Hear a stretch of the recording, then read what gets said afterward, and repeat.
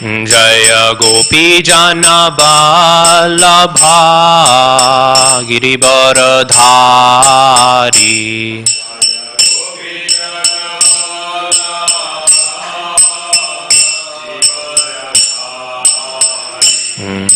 Jashodanandana Braja Janaranjana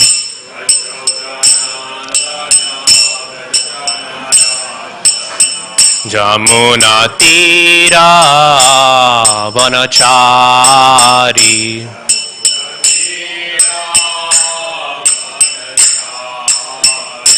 Jaya Radha Madhava Kunja Bihari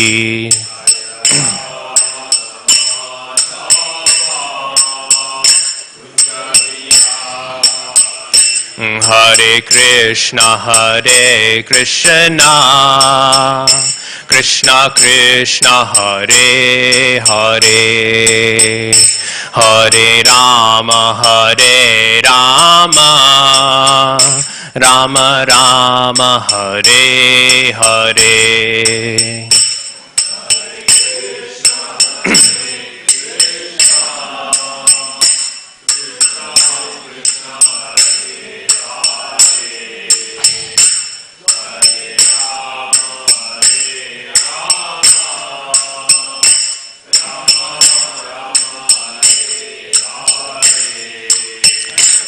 Hare Krishna Krishna Krishna Hare Hare Hare Rama Rama Rama Hare Hare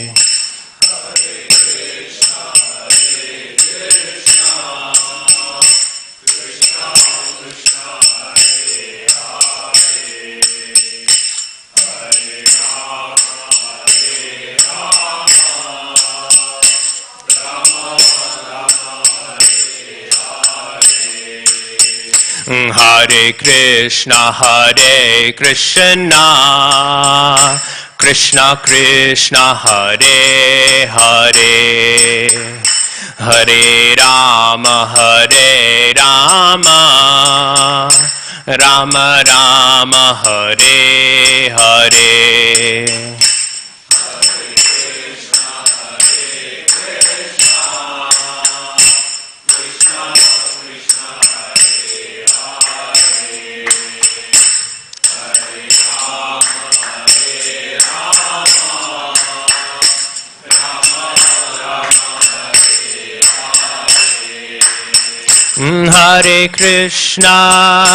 Hare Krishna Krishna Krishna Hare Hare Hare Rama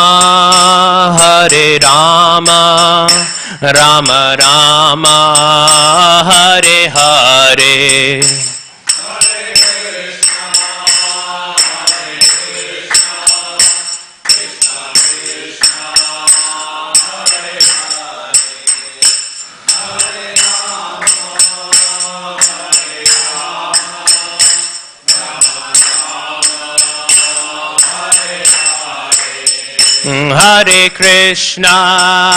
Hare Krishna Krishna Krishna Hare Hare Hare Rama Rama Rama Hare Hare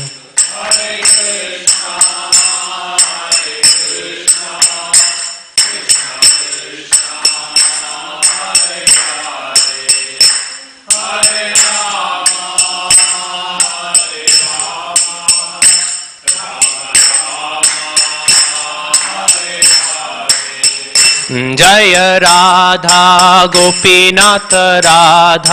Gopinath Shri Radhe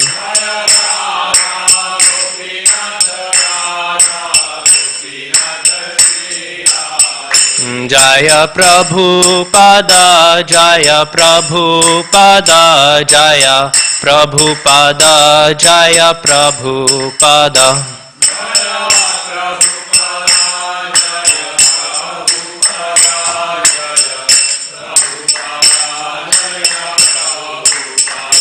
Jaya Guru Deva Jaya Guru Deva Jaya Guru Deva Jaya Guru Deva.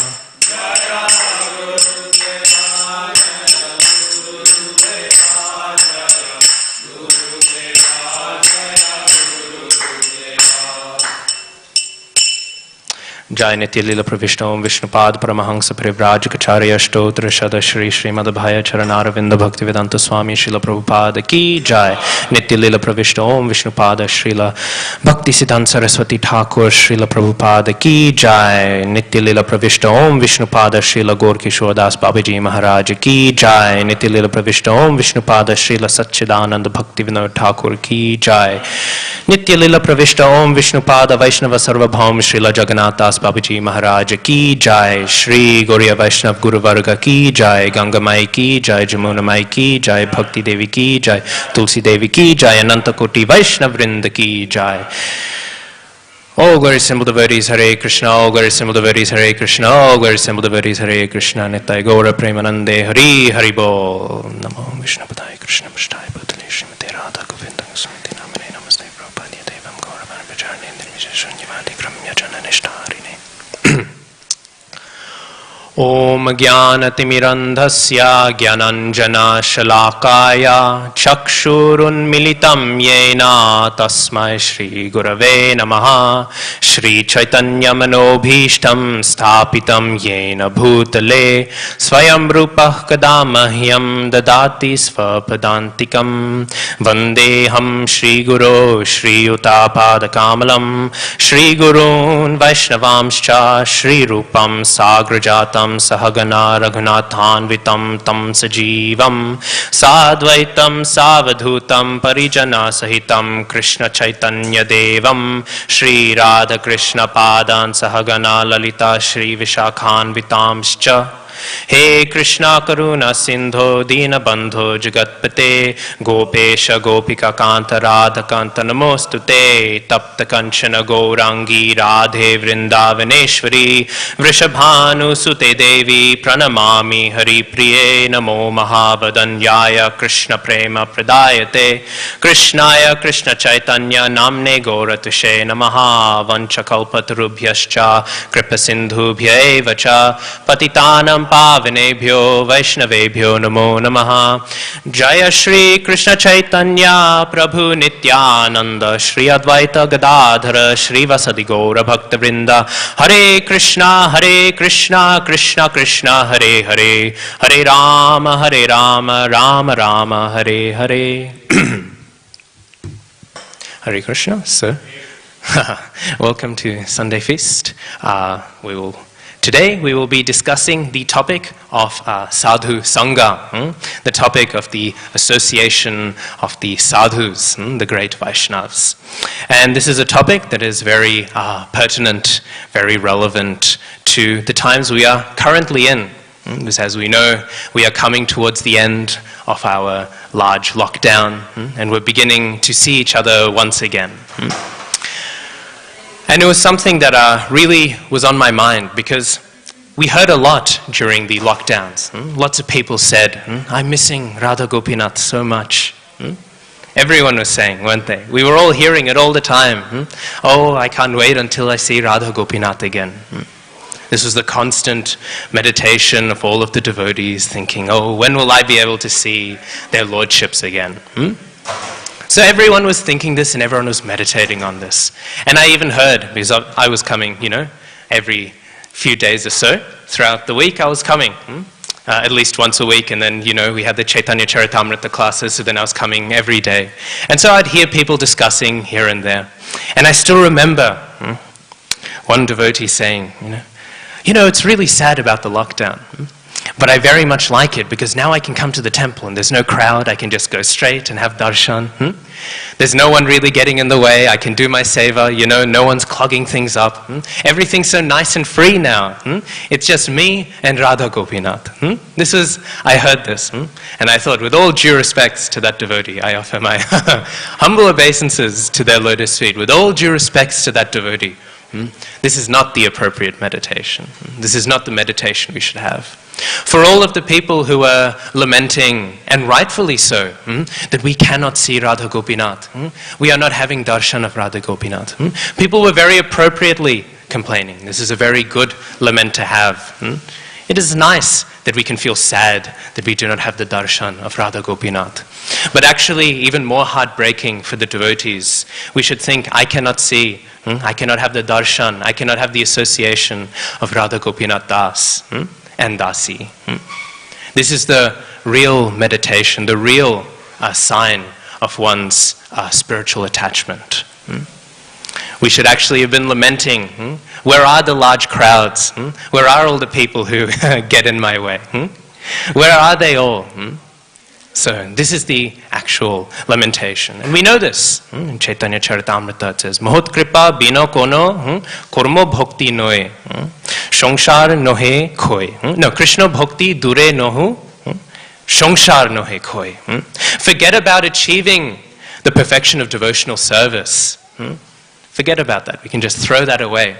Even to obtain liberation, even to end the cycle of rebirth, it is impossible without the association of a devotee. Jagadananda Das Pandit, he writes, he says that if one chants the holy name of Krishna outside of the association of the devotees, the syllables Krish and Na will appear on their tongue, but the holy name will not. The syllables will be there.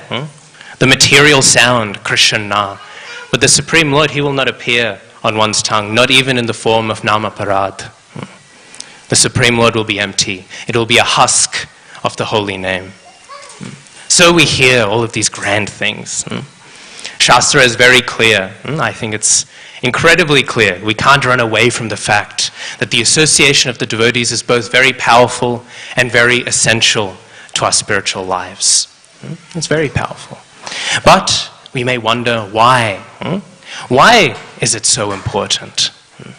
What significance is there to having the association of devotees? We can hear these things, but Krishna consciousness is not dogmatic. It is very scientific. There is a reason, there is an explanation, there is an understanding for everything. And of all the topics of which there is an understanding of, the topic of Sadhu Sanga is one that has very deep, deep tattvas. I'd say of all of them, the only one that goes deeper is Guru Tattva, and that one is, those two are very intimately related. So, why then? Why then is the sadhu scene so important? And the great question, I think, that really can help one understand this is a question we can ask ourselves. Have we seen Krishna? We can say, oh yes, I've seen the deity, I've seen the murti, I've seen Krishna. And that's correct. If you've seen the murti, you have seen Krishna. But have you really seen Krishna? Practically you have, but in your heart, or at least in my heart, I think there's only marble. I know in my mind that the Supreme Lord is before me. But we know, if we actually had eyes to see what the deity really was, in the kirtan, the deity dances. We do not see Radha Gopinath dance, even though they are dancing. We do not see them reciprocate in all the wonderful moods. As much as we know that the deity is the Supreme Personality of Godhead, in our hearts, we still have that tinge, that feeling. Our eyes are so covered that even though we know this, our eyes still see only marble. So, we are not able to see Krishna. And how could we? In Madhurya Kadambini, it's described by Vishwanath Chakravarti Thakur, the great devotee. When they see the Supreme Lord, what happens is they see the Lord, and then they faint, and then they awake again, and then they faint, and they feel all sorts of ecstasies. We do not see this. So, what to do? We haven't seen Krishna. But I think we want to see Krishna. Most of us, at least, want to see Krishna to a degree, yes? So how then can we see Krishna? How then can we experience that beauty, that mercy, which we hear Krishna is so much embodying? Krishna is Akhila Rasamrita Murtihi, the embodiment of all loving exchanges. He is Rasovaya Saha, rasa in its purest form itself. Krishna is reality, the beautiful, the all-attractive. And yet again, when we see the deity, or at least when I see the deity, we do not feel that.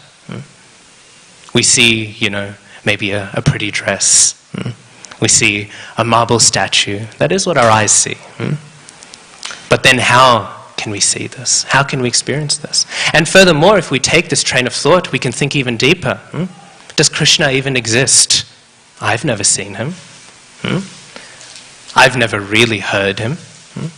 Does Krishna even exist? This can be a way that we could extend such a train of thought. Is there a God at all?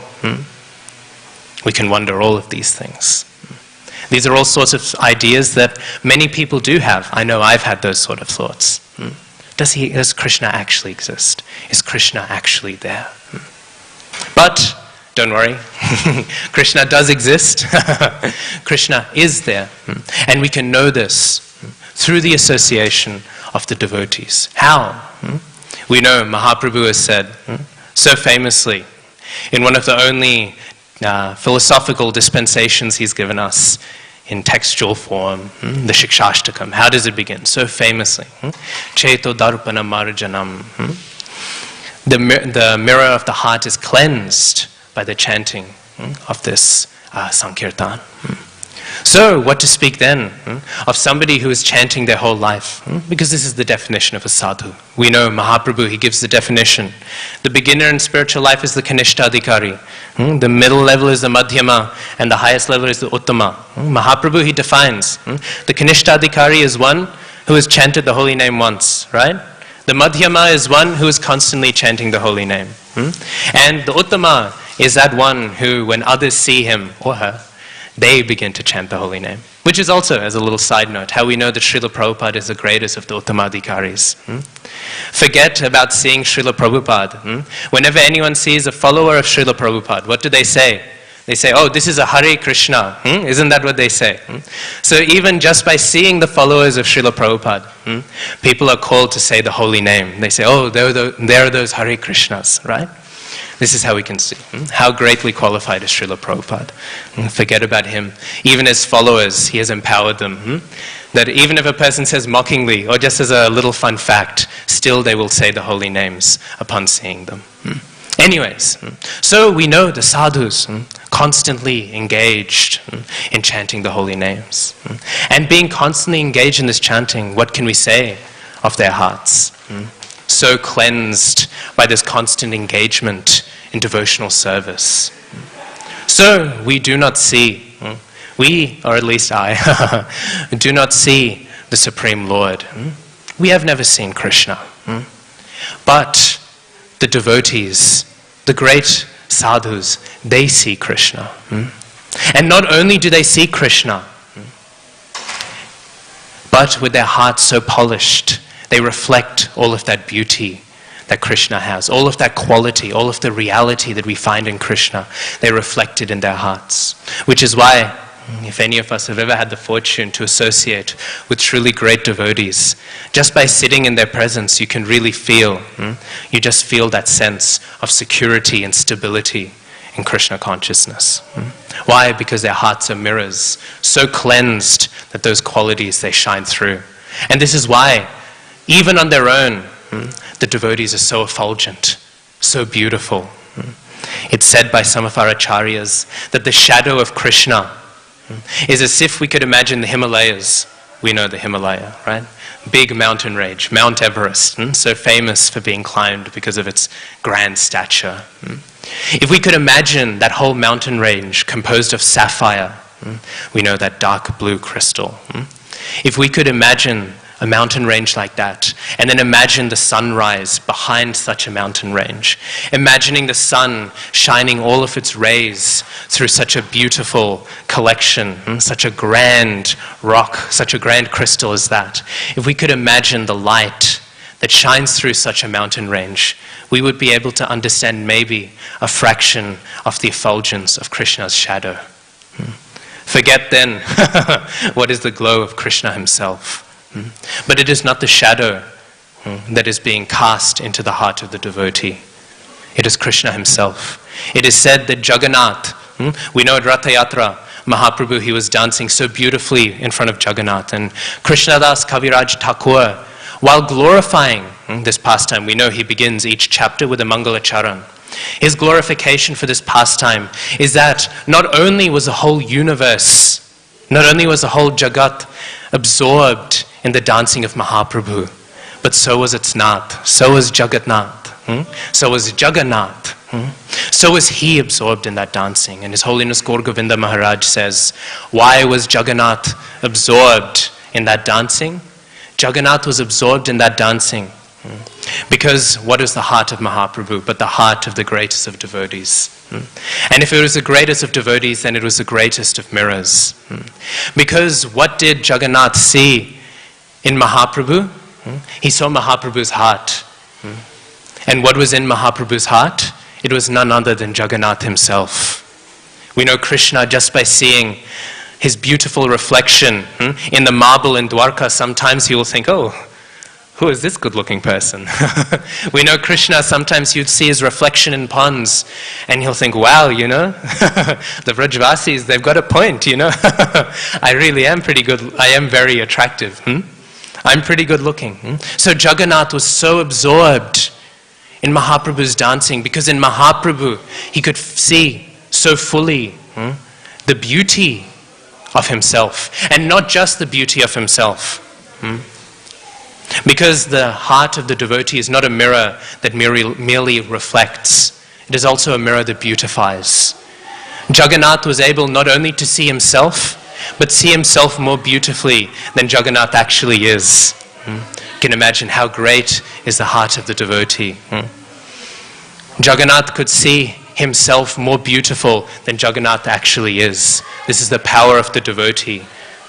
Krishna is so beautiful, but the devotee makes Krishna even more beautiful. And then now to think that in the association of such devotees, we can see that Supreme Lord being reflected. Which is why it is equally great to hear the pastimes of the devotee or of Krishna. We can hear the pastimes of Srila Prabhupada and relish them as sweetly, and even sometimes even more sweetly, than we can relish even the pastimes of Krishna. Because they are reflecting that. And by reflecting that beauty, one great sadhu, he once described that this world, this material world, the cycle of repeated birth and death, samsara. This samsara, it is like an ocean that we are drowning in.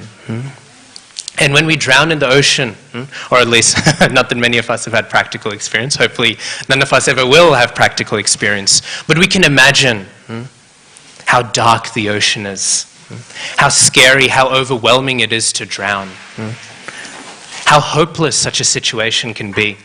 It's a phobia people have of the sea. Even just thinking of the ocean, they become afraid. What are the depths of the ocean? We don't know. So how scary it can be. And yet drowning in the ocean is a vacation compared to drowning in this ocean of repeated birth and death. So in such a condition, we can despair. We can become worried. Is there even a shore? Is there even a bank? Or is it just this perpetual floating and drowning? Is this all that our existence is? Again, we may doubt. Does Krishna even exist? But who are the great sadhus? Who are the great devotees? This one devotee described them. They are like the lighthouses on the shore. What is the point of the lighthouse? The lighthouse is there to show, no, there is a shore here. There is an end to the ocean, and this is the direction you must go to. This is the point of the great devotees. This is the role they play. The great sadhus, especially those Nitya Siddha devotees who descend from the spiritual world, they have no reason to come here. They're in Golok Vrindavan. Why do they need to come to this ugly world? They come only to act like this, to show us, yes, there is something else. Then we can have hope. In their association, we can have so much hope. Actually, there is something else. Because who can see the life of the great devotees and not be moved, not be challenged in their assumptions? We can see devotees like Srila Bhaktisiddhanta Saraswati Thakur. Srila Bhaktisiddhanta Saraswati Thakur, Prabhupada, he was born in a family, the Bhadra Lok, maybe you'll know, in Bengali history. All of the great educated Bengalis who had so much of the world open up to them. We can still think of all of the great names of Indian history. In the 20th century, 90% came from this Bhadra Lok. Very well educated and very rich. And of them, Srila Bhaktisiddhanta Saraswati Thakur, how well achieved was he? It was said he never needed to read a book until he graduated high school. Because he would simply hear something in class and he would remember it. This is recorded by many of his biographers. And then after he graduated, he became a librarian. So an inverse of that. And reading all of the books, he read practically every book. Every book that was there. Srila Bhaktisiddhanta Saraswati Thakur had no need of followers. He had no need for money. He had no need for any of these things. All of these things were being offered to him on a plate. And what do we know? Bhaktisiddhanta Saraswati Thakur. He renounces everything, lives simply with nothing. You can see the photos of him when he took the vrat to chant 1 billion holy names. This is what he decided was the great wealth. Such lives, we cannot understand them as being plausible if there is not a Supreme Personality, a Krishna, who is standing outside of the beauties of this material world. All of them were offered to Srila Bhaktisiddhanta Saraswati Thakur, and yet he declined. And instead, he decided to taste a greater pleasure, a greater joy. So again, they stand like lighthouses on the shore of the cycle of infinite birth and death. And not only do they show that there is a shore, but they also show the way there. Now, that is not to say that we should only relish, we should just relish the association. We should only strive for the association of greater devotees, of the greatest devotees. Actually, we should strive for the association of all devotees. Because practically, who are we to say who is the greatest, who is the lowest? Somebody we know is following in the right line, then they are of a qualified rank. Srila Prabhupada writes in one of my favorite purports in Srimad Bhagavatam. He says, by following this process of Krishna consciousness, one may go to any of the great planets in the Vaikuntha region. And if any of my disciples were to be so successful to do so, I would beg that he would simply carry me there as well. If Srila Prabhupada is meditating with such a mindset, then who are we to say, well, this devotee is a little bit low. I'll associate with the higher devotees. No. So we should hunger to associate with the greatest of devotees, of course, because we want to receive their mercy. But we should also never decline the association of any devotee. So Sadhu Sanga. This is why we should come to the temple. Sometimes we hear people, they'll come and they'll discuss all sorts of things. You'll hear cricket, politics, all of these things. But this is not actually why we attend. This is not actually why we come to the Sunday feast. This is not why we come to festivals. We come to associate as devotees. And devotee association is built on that principle of sharing what devotion we have with each other. We can share in kirtan. We can share in relishing katha. We can share in relishing all sorts of devotional things. Because we all have at least something to give. We all have at least something to give devotionally. So, and in that way, we can create an atmosphere that is conducive, no matter which level one is on. And this is very necessary. Srila Prabhupada has not inaugurated the Sunday feast for fun. On the side of our sadhana, maybe we can just have a fun time hanging out with each other. Because not only is Vaishnava association associating with each other, but the reason why it is giving to each other, the reason why it is relishing whatever we can give to each other, if it means serving prasad, if it means chanting the holy names, if it means speaking katha, if it means hearing katha. The reason why is because ultimately the heart of Vaishnava Sangha, the heart of Sadhu Sangha is seva, it is service. There is a wonderful pastime of a devotee named Kanchipuram in South India. He was a disciple of Yamunacharya. Maybe some of us will know Yamunacharya. He has the famous text of saying, whenever I think of illicit sexual gratification, I spit on the thought. I always remember reading that. It's very intense imagery. So Yamunacharya, he is a great acharya and one of the gurus of Ramanujacharya. And Yamunacharya, he had 5 very intimate disciples. These were his disciples he kept very closely. We know great acharyas, they only have so much time they can manifest, and they'll always have closer disciples. all of their disciples can be very intimate in terms of Vani. And we see this in Srila Prabhupada. How many Srila Prabhupada disciples are so intimate with Srila Prabhupada in terms of his Vani. But in terms of Vapu, there is only so much that can go around, so to speak. And then we know great devotees like His Holiness Tamal Krishna Goswami, His Holiness Jayapataka Swami. These are great devotees who had lots of personal association with Srila Prabhupada. So the same is with all acharyas, and we find Yamuna Acharya is one such acharya. And among his disciples, one such disciple is Krishna, is Kanchipuram. So Kanchipuram, he was especially guided by his spiritual master in terms of deity worship. He would worship the deity. And the deity he worshipped was Sri Varadraj. Sri Varadraj Swami. And it was known that he had a very intimate relationship with this deity. In fact, it was so intimate that as he was doing the deity worship, every day, actually the deity would speak to him. Again, I was speaking earlier.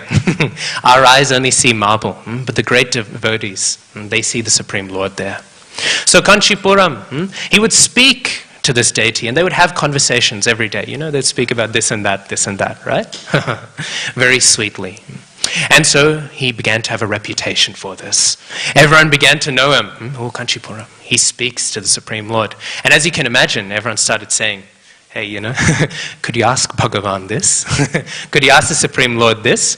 It reminds me, in Catholicism, Roman Catholicism, we might know the Catholics, the Christian Catholics, they have many saints. So they have a saint for anything, right? You'll find a saint for the internet, you'll find a saint for all sorts of things, right? And Saint Anthony is a saint for finding things after you've lost them. So Catholics, whenever they lose something, they'll pray, oh, Saint Anthony, please help me find my keys. Saint Anthony, please help me find my phone. They'll pray like this. So in a similar way, people would ask all sorts of things, you know. Kanchipuram, can you please ask the Supreme Lord, you know, what should I do with this? What should I do with my business dealing? What should I do with this, right? And so Kanchipuram, he'd bring it up in conversation. And because he was a devotee of the Lord was so happy to reciprocate. The Lord had no problem. Those people may have approached with material desires, but this devotee did not. This devotee merely did it small talk. We know small talk can actually be a very intimate and sweet thing, and so does small talk between the Supreme Lord and his devotee. But one day, one person asked something very, very, or at least much more mature. We can't say the most mature, but much more mature than other requests. And this person asked, he said, Kanchipur, could you please ask the Supreme Lord on my behalf? Could you please ask him, will I go to Vaikuntha at the end of this birth? And so, hearing this, he thought, oh, actually, that was a good question. So he goes, and the next day he's doing the worship. And the Supreme Lord, you know, as regular, he says, so, you know, what's happening today? And they, you know, they have small talk, you know, the weather's very nice today, like this. And then Kanchipuram, he asks, he says, oh, Supreme Lord, this one devotee, he was asking the question, will he go back home, back to Godhead at the end of this lifetime? And the Supreme Lord said, of course. He's a very, very good devotee. He will definitely go back home, back to Godhead after this lifetime. But after asking this question and hearing that he gets an answer, Kanchipuram, he became a little curious. He thought, well, you know, will I go back home, back to Godhead after this lifetime? So he had the thought in his heart, but he thought, better not to ask. So the next few days he was going, and the Supreme Lord, of course, he's Antaryami. He knows what his devotee is thinking.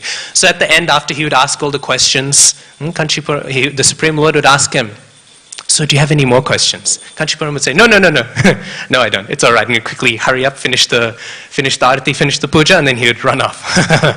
And then one day, you know, the desire to know it got hold of him, and he said, okay, will I go back home, back to Godhead at the end of this lifetime? You've asked me so many times. Actually, I didn't have a question before.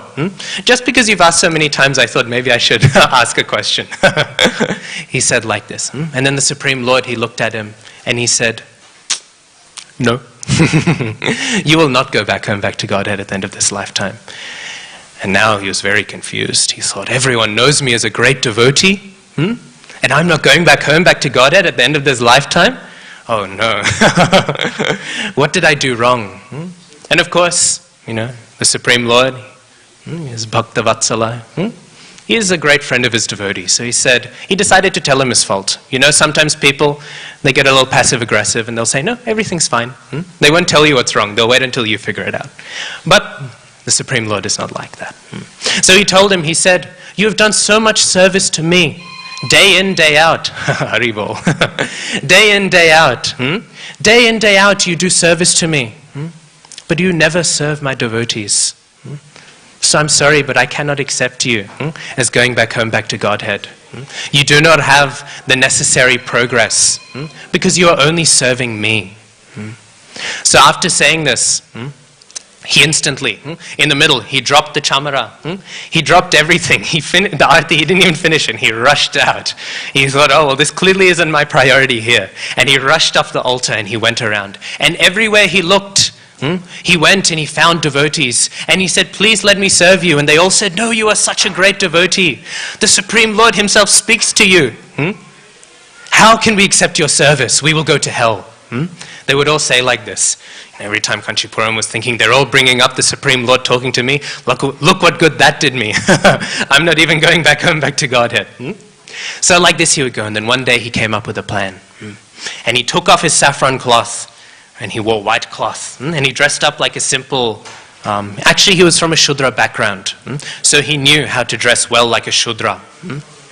And knowing how to dress up, well like a Shudra, he dressed up very simply to help this one farmer god brother of his. And so he went into the farm and he started helping him. And every day, he was working so hard because he was thinking, I've got to get those Vaishnav Seva points in, I'm so far behind. And he would work so hard, and for months it would go like this. And his godbrother loved him as an employee. My hardest working employee for sure. He doesn't even accept when I give him money. Wow, and he would call him, oh, my son. He would say like this. He got very attached to him. But every time he would show affection like this, Kanchipuram, he would quickly run away.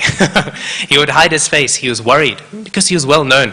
Forget about among his godbrothers. He was well known among all the devotees to the level that he couldn't render service to any of them. So he was always worried that he'll be caught out. But he was very stealthy. Got away quite a few months doing this service. And then one day as he was working out in the fields, he got completely soiled. The dirt went on all of his clothes, and his clothes got completely wet as well. He thought, I can't wear this dhoti anymore. I can't wear any of this. But he thought, I only have one set of white cloth. I didn't think this far ahead. So he went into hiding. Not into hiding, but into like a little secluded area. And going into the secluded area, he changed quickly into his saffron cloth and started wringing out the clothes, cleaning them quickly, quickly, frantically doing it so no one would see him. But unfortunately, his boss, he saw him. And he said, oh, hey, Bhagavan, it was you who was my servant this whole time? He said, quickly, this is the quickest I've ever fired anyone. He said, I can't accept your service.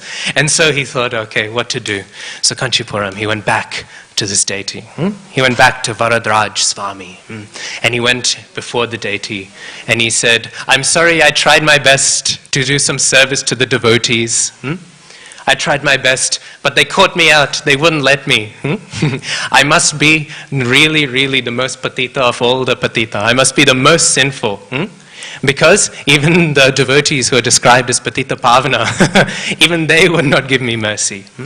But the Supreme Lord, he said, those 3 months, you gave so much of your heart in that seva. Surely now, you'll go back home, back to Godhead in this lifetime. So, like this, only those 3 months of sincere service was all that he needed. All that he needed to qualify himself. But we know he would have had lots of association of devotees. He would have had a lot of time to, stand next to a devotee, on a prasad next to a devotee. He would have had all of those opportunities. But he required to perform service. Which is why, often we know, whenever we have feasts in devotee contexts, you don't really serve yourself, do you? The other devotees, they come and they serve you, right? You sit down, or if you're very advanced, you wait until last and you serve everyone else, right? But this is a very active A very active way that we can meditate on two things. If you are serving, you can think that by serving the Vaishnavas, only by serving the Vaishnavas, will I make any spiritual progress. And whenever you're receiving the prasad afterwards, you can think, it is only by the mercy of the Vaishnav that I can even live. Even the sustenance of this prasad, which I'm taking as food to provide for myself, even this comes only from the hand of the Vaishnav. So, like this, Vaishnav Seva is the heart, not only of one's liberation, not only of one's spiritual progress, but even beyond that, one's day-to-day existence. Our very existence is found completely in the service and association of the devotees, and all kinds of devotees. And so, we know this is the great position of the devotee. Because the devotee is not only, because the devotee is very dear to Krishna. We might say, oh, well, this is all very well and good, but I can be a devotee of Krishna.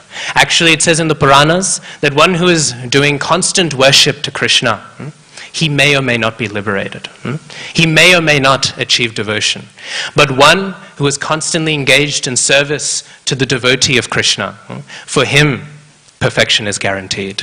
Why so? Because the devotee is so dear to Krishna. The non-devotee, even if he tries to approach Krishna, how can he do so? But the devotee is very, very dear to Krishna. And therefore, service to the devotee allows one to get some brownie points in. Because honestly, what does the non-devotee have to offer to Krishna? This is the Prakrita Sahajiyas. They have this idea. I'll dress up like a gopi. Right now, I'll dress up like a gopi. Some of them will dress up like Krishna. They'll put a peacock feather in their hair.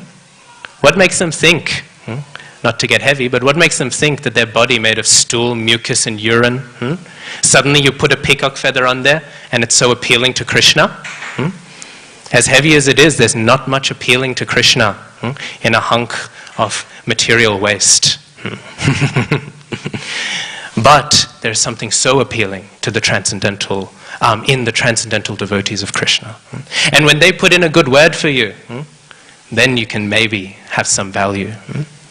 Because by extension, they are valuable. If somebody likes me, they will also be nice to my friends. And then they are the mutual friend. We know this. But then after a while, after associating with the mutual friend, then they'll become friends on their own terms. Right? This is the same way. Initially, Krishna will just tolerate the non-devotee because you're associating with the devotees. Because you'll say, oh, he's a friend of my devotee, so I won't cause any problems. I'll allow him to be in my presence. And then bit by bit, the relationship will develop, and then that person will become a devotee in their own regard. But first this must happen. Now, some people sometimes get confused. Because we know there are 9 levels of devotional perfection, aren't there? There are 9 levels on the bhakti krama, the path of bhakti. Who knows what the first one is? No, Shravanam is so those are the 9 processes, the 9 levels. The 9 levels, what do they begin with? Shraddha, faith. And then what is second? Sadhu Sanga. Oh, Toshan Krsna Prabhu. Read Nectar of Devotion again. You've messed up the order. First comes Shraddha, then comes Sadhu Sanga. So you said Sadhu Sanga is the basis of everything. How can Sadhu Sanga be the basis of everything if first Shraddha comes? So actually, Shraddha is between me and the Supreme Personality of Godhead, between me and the Shastras. First I'll have faith that Krishna is God. Then I'll have faith in Shastra. Then I can have this wonderful Sadhu Sanga. This is what somebody might think. But actually, this is not correct. Our acharyas have described that actually this second stage of devotional service, the second platform of progress in the devotional path, this Sadhu Sanga is when we intentionally come out to seek the association of the devotees. So yes, the intentional seeking of devotees is higher than on the platform of Shraddha. Because first one must have faith in devotion before one actively seeks out the association of the devotees. But first comes Shraddha. But actually there is, if we can say Shraddha is the first stage, there is a 0 stage. There is a stage beyond even the first stage. These 9 stages are the first 9 stages of active devotional service. But first there is a passive stage. There is actually Sadhu Sanga before even Shraddha can come, which is tying back to what I was saying at the beginning. Faith can only come through the association of the devotees. So first there is passive Sadhu Sanga. First the devotees give you their association. Then you have some faith. And then with that faith, then you actively seek out that association again. Even Shraddha comes from the association of devotees. That's not to say that the association of the devotee ends before Shraddha and then the stage after Shraddha. It is not that after then, after we stop being a Kanishtadhikari, now I can go off on my own, sit down, chant unlimited names of Krishna. No. We know that even into the Madhyama platform, one needs the guidance of other devotees in order to progress into the Uttama platform. And then on the Uttama platform, one is constantly associated with the devotees anyways. Even when one goes back home, back to Godhead, Vaikuntha is not empty. Vaikuntha is not devoid of people. Vaikuntha is not some impersonal soup. Vaikuntha is filled with devotees. And that is what makes Vaikuntha great. Krishna himself says, forget about me loving my devotees. Without my devotees, even I cannot exist. So then, how can we think we love Krishna so much? How can we think I love Krishna, but I do not wish to love his devotees? How can we separate Krishna from those he cannot exist without? Those come hand in hand together. There is no time where we independently love Krishna. There is no time when we independently approach Krishna. There is no time when we independently serve Krishna. Everything is done purely and solely through the association of the devotees. Everything is done in this way. Yuktasya bhaktamscha niyonjatopi. We sing this every morning in Gurvashtakam. The spiritual master, he is the one who is connecting us as a devotee to the Supreme Lord. We have no connection to Krishna outside of the Vaishnavas, and therefore we should always long for their association. And what is their association found in most strongly? It is found in service to them. In the Nectar of Instruction, we hear about the loving exchanges between devotees, and I used to love them the first time I read them, because it was, you give gifts, but you also receive gifts. I was a big fan of the receiving gifts part, You give prasad, and you also receive prasad again. I think the second half I perfected very, very, very early on. But actually, the heart of this, as I was studying deeper and deeper, the heart of this text actually isn't simply that we just accept whatever prasad. This is actually a cycle. Because we give something to the devotees in service, and then we receive it back. When we offer prasadam to the deities, do we offer it to Krishna alone? We offer it to Krishna, right? Nothing else on the altar, just Krishna, right? No, we have the parampara there. Because we worship it, we offer it to the devotees. We offer it to the Guru Parampara, but we offer it to the devotees. And then what we receive back through their mercy is that prasad. We know so many people, they will give something brand new to the devotees, and then they will receive those remnants. This is that process. We accept the prasad because we accept their remnants. This is the process. We give something new in service and receive something wonderful in return. This is it. It is not that we are hankering for service to the devotees. We receive the remnants of the service that we render unto them. So again, we cannot access Krishna without the devotees. Why? Because Krishna has the devotees are so dear to him. As I was saying earlier, Mahaprabhu's heart makes Krishna more beautiful than he actually is. We cannot have Krishna without the devotees, and therefore we must have the devotees in order to have Krishna. Furthermore, Krishna, he is not so interested in us. We might think sometimes, we have this maybe we have this maybe ambitious desire. Krishna, he is so eager to have us as our devotees, as his devotees. We have this idea. Krishna, he's looking at us and he thinks, wow, I wish I could have this person as my devotee, this person as my devotee. Krishna sees all of the suffering souls, and Krishna thinks, wow, what a bad time. Actually, this is not true. Krishna is mainly concerned with his Swarupa Shakti. Krishna is mainly concerned with dancing with his devotees, not with the concerns of his non-devotees. Now we might say, oh, what a cruel image. I don't like Krishna so much anymore. That's such a cruel image of God.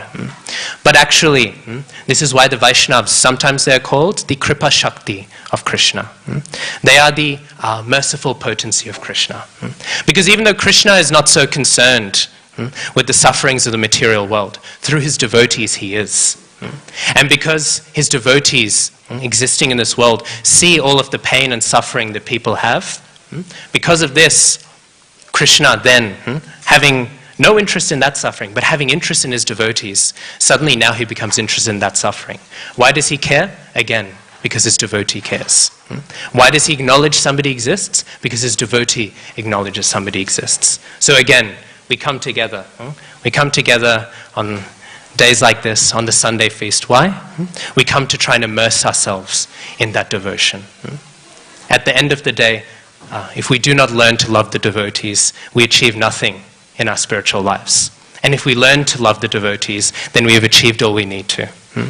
That, in its essence, is a method of capturing Krishna. That, in its essence, is a method of perfecting all of the messages of the Vedic literature. So, to conclude, I have just one small pastime. It's a rather famous one, you might know. When Mahaprabhu, he went once. We all know Mahaprabhu is merciful, right? Yeah, we would all say Mahaprabhu is very merciful. So once Mahaprabhu, he was going to visit Advaita Acharya in Shantipur. And halfway to Shantipur, there's a place called Lalitapur. And in Lalitapur, there was this one sannyasi wearing saffron. And so he saw Mahaprabhu, and he invited Mahaprabhu, come stay in my house. Mahaprabhu thought, okay, I will stay. But the thing is, this sannyasi, he's what's called a Ghara Pagla. These guys, they're like the tantra, like tantra mantra sort of stuff, and not tantra in the good sense. There's good tantra and there's bad tantra. We technically practice good tantra. This was bad tantra. He would drink wine, and even though he was a sannyasi, he had a wife. A wife with a sannyasi with a wife is something very contradictory. So anyway, so he invited Mahaprabhu into his house. Mahaprabhu, it is described, knew very, very well that he was this sort of person. He knew well that he was engaging in all sorts of terrible sins. Apparently being in sannyas and having a wife. Apparently being in sannyas and drinking wine. What a degraded personality. And yet Mahaprabhu and Nityananda Prabhu, they entered into his house. And they stayed with him. And they allowed him to serve them. To serve the Supreme Personality of Godhead himself. This was the mercy Mahaprabhu gave to this sannyasi. And he went on, and the sannyasi, he said, I bless you, Sri Krishna Chaitanya Mahaprabhu. I bless you that you can have a good wife, a good family, lots of money, lots of pleasures in life. And Mahaprabhu, he responded very angrily. Mahaprabhu said, you are claiming to be a sannyasi, and you are blessing me with such nonsense? These blessings are curses. And then this sannyasi, unfortunately today we know many such sannyasis. But this sannyasi, he said, hey, who are you? Chastising me? I know your kind. All of you young people. Imagine calling the original personality a young person. All of you young people, you take sannyas and you think you're better than me? You think you're smarter than me? I gave you such good blessings and you turn them around and you mock me. He was saying like this. You mock me, you insult me. What is the point of life if you cannot engage in wine? If you cannot engage in having so many wives? If you cannot engage in having fun? What's the point of living?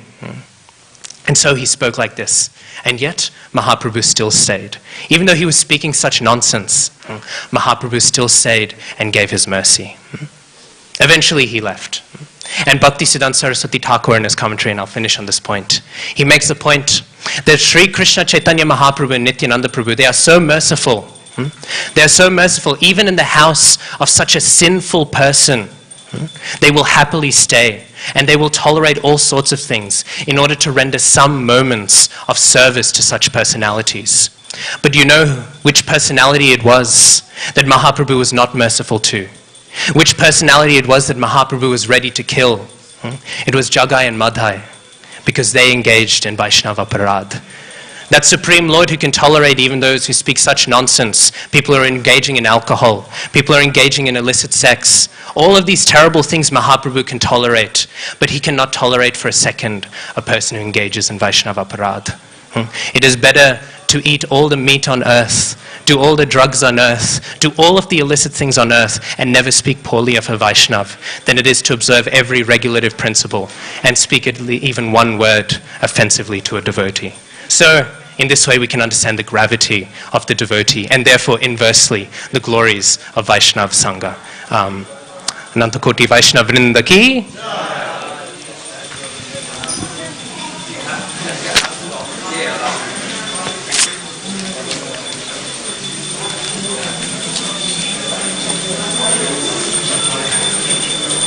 Hare Krishna.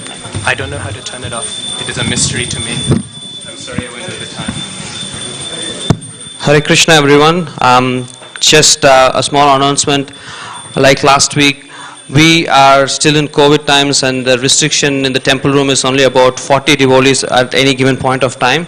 So as the kirtan goes on, we might request you to leave, because there are a lot of devotees waiting outside. So we kindly request you to cooperate, so that we can give opportunity for all the people waiting outside, and also for as much people to get darshan of Shri Radha Gopinath.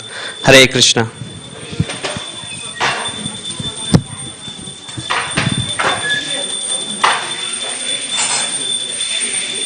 Jaya Radha Gopinath Radha Gopinath Shri Radhe. What's with the mic? Fix it.